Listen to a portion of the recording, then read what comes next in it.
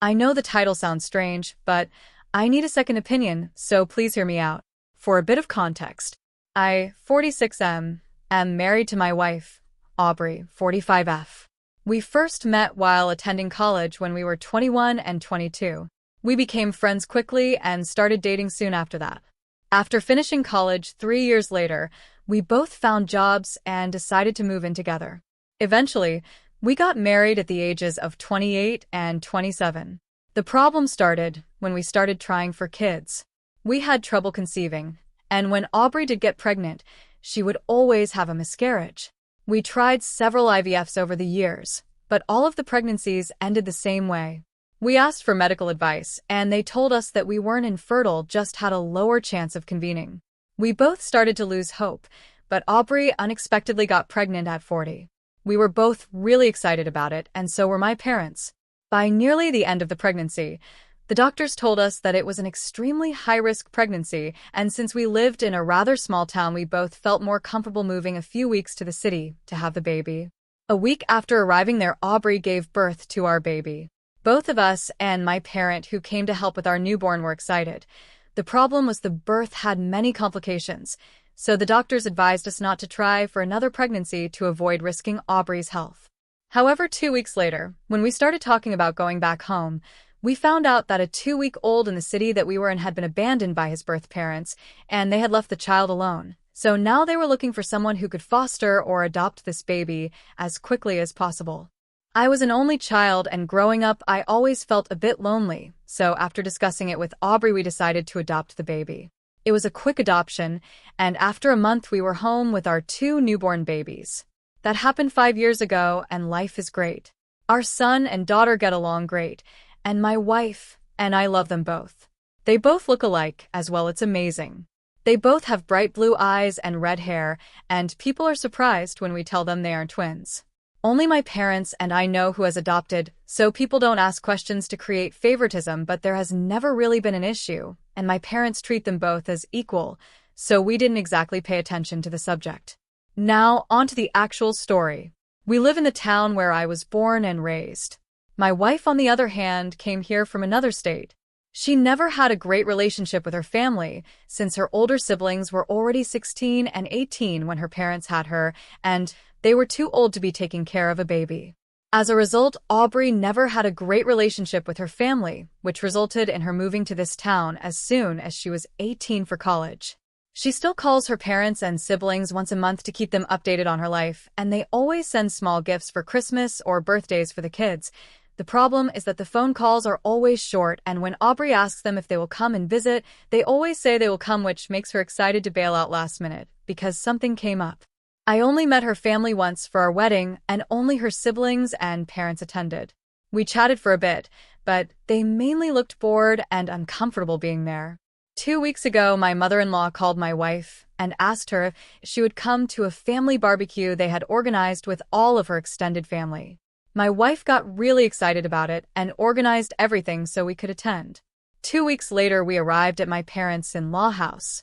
We were having a great time there. The kids were playing and bonding with their cousins. My wife was happy seeing her cousins and aunts and uncles after so many years, and I was chatting with everyone, enjoying the day. But around lunchtime, when the kids were sitting at the children's table, we were talking with one of Aubrey's aunts and cousins. The topic of children came up, and we were talking about our son and daughter when Aubrey's sister interrupted us and said very loudly, so everyone could hear, "But which one is actually yours?" Me and my wife looked with shocked faces. I was more angry than shocked, but she still looked at us expecting an answer. I then noticed that everyone was looking at us, waiting for one of us to answer the question. My wife laughed a bit awkwardly, but said that they were both ours. I really hoped it was a misunderstanding, but once again my sister-in-law said, "No, but who's the one that you gave birth to? Your actual child." I was extremely mad at this point and was going to respond to shut up, but Aubrey looked at me, signaling to let her handle it. I kept quiet, and she remained calm, explaining that both of them were our kids. It didn't matter which one she gave birth to. But then, as she finished talking, my mother-in-law said, "We just want to know which one was our actual family, and which one was the one you took pity on." I saw red at that moment, and I wasn't the only one. My wife got up and yelled about what was wrong with them, and How could they say that about our kids? They all looked awkwardly around each other, and her brother finally said that they learned recently that one of our children was adopted, and were mad about why had they been sending gifts to someone who was not family. So, they wanted to discover which one was our real kid. That is why they invited us over to see who the real child was, but our kids were so similar that they couldn't, so they figured they could just simply ask. Aubrey's mother stood up and yelled at her, why didn't she tell them that she had an adopted child she had been spending their money on, which could have been used for more important things? At this point, you could feel the tension in the air, and our kids were looking at us with confused faces. My wife and I were furious, but she turned to me and asked me if I could pick up our stuff while she got the car started. I nodded immediately and started grabbing our stuff, while my wife took our kids to the car, ignoring all of the shouts she was receiving from her family. When I finished packing, I headed towards the gate. That's when my brother-in-law stopped me and told me that we couldn't leave. I told him that Aubrey and I told him we were leaving, and we were. He continued shouting about how we couldn't just leave the family. This time I snapped, and I turned, motioning to him and the others that they had never considered Aubrey before, that they always took her for granted and never cared for her. I exploded. All the years of seeing her suffer because of their selfishness just came out. I turned to leave towards the car when I was fished, leaving them in silence. Before I got in the car, I said that they didn't need to worry about knowing who their real family was because they were never seeing us again. With that, I got in the car and started driving home.